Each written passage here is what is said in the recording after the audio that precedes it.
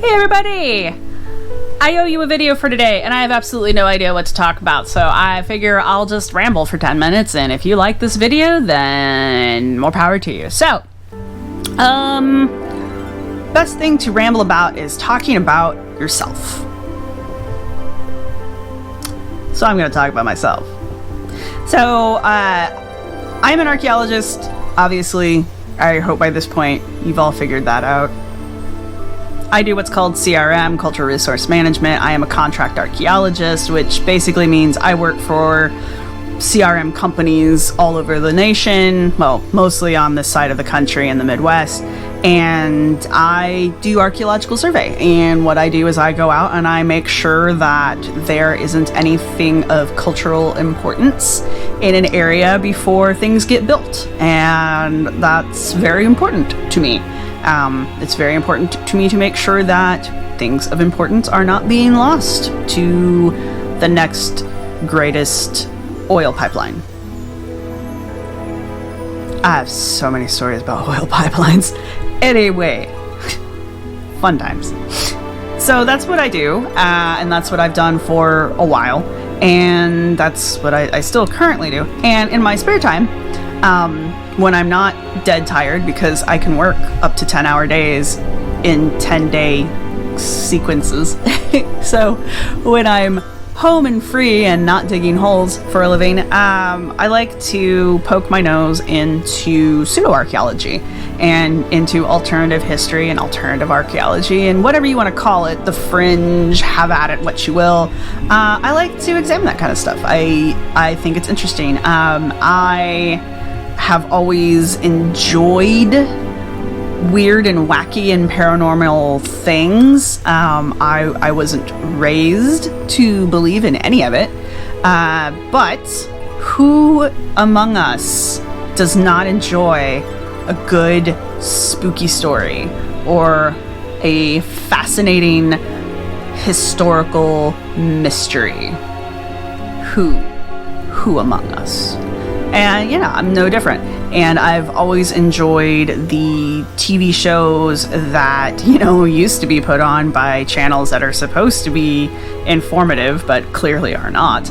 I've always enjoyed that kind of stuff. I used to be really, really into faux biblical archaeology. I used to really be into like the biblical archaeology, like the tomb of Jesus, and did we find the Ark of the Covenant, and where is Moses buried, and that kind of stuff. I really used to get a kick out of that kind of thing. And then over time, thanks to television, new and interesting topics were available, and then of course the internet happened, and well,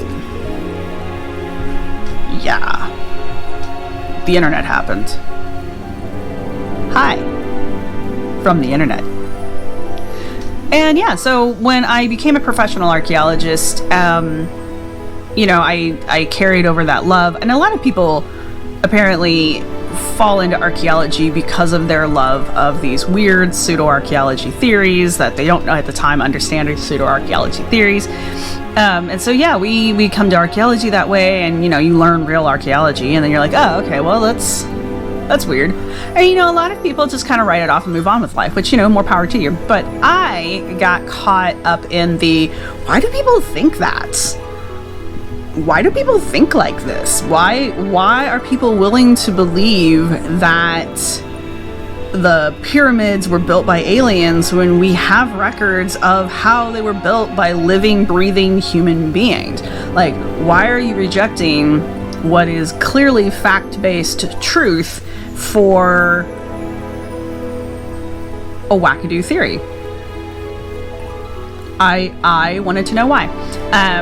And so I was part of the skeptic movement for a while. There's another story. Whew.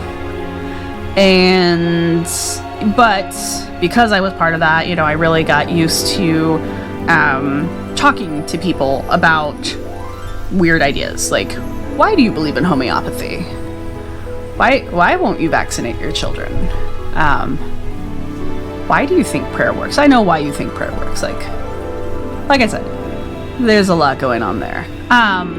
But so as I've worked on the ArchyFantasies podcast and the ArchyFantasies blog. The blog actually came before the podcast. The blog is like ancient.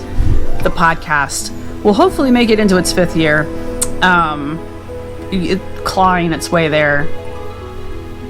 Anyway, and you know, starting this channel and stuff. But as I have worked on both of those things, my opinions on pseudo-archaeology and the fringe has not changed. It is pseudo-archaeology and fringe, but my opinions on people who believe in that kind of stuff has changed and evolved. I still think that certain well-known individuals are hucksters, to be kind, but I also acknowledge that there are people that truly believe in this stuff, and that doesn't necessarily make them morons or idiots or whatever you want to call them. So I want to know why. Why do they believe in these kind of things? Why do intelligent people believe weird things? Which I believe is a book already. I'll see if I can't link it, because I gotta have show notes for something, right? What I've been doing in this past year, because I had to find a thesis topic for graduation. And I really just kind of wanted to get done with my bachelor's degree, my master's degree, and I don't have a lot of options available to me, so I was like, well, I've been doing this for like 4 years, why not make it official? So my official thesis topic is on pseudo-archaeology, which is really interesting. I was afraid that my college wouldn't be, down with it. But I got paired up with a really great thesis advisor, and she has been fabulous, and has renewed my faith in humanity. Not my faith in the college system, but my faith in humanity, and for that, I thank her. So hopefully next year I will be graduating with a master's degree in CRM, and my thesis will be on pseudo-archaeology.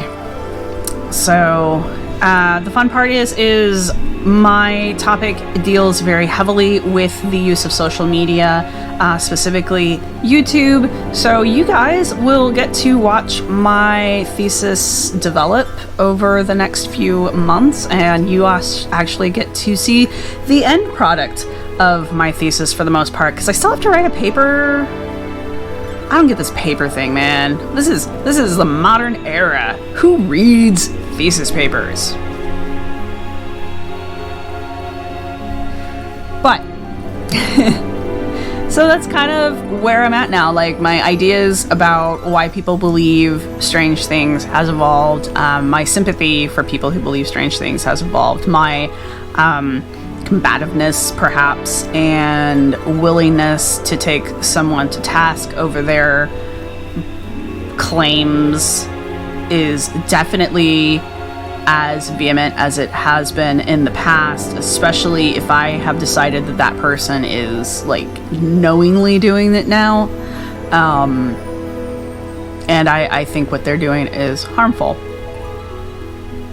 So I'm not saying I don't challenge people, because again, if you follow me on Twitter, you've seen me get into more than one Twitter argument with people over a variety of topics, because I have opinions. But I have evolved a little bit on I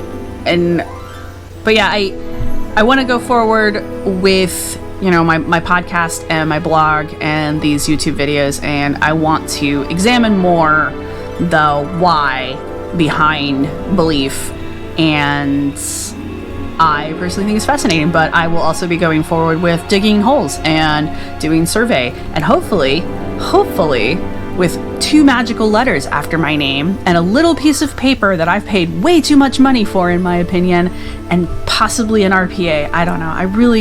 RPA is a whole other discussion. I will hopefully also be managing and writing projects and reports. So, life goals, my friend.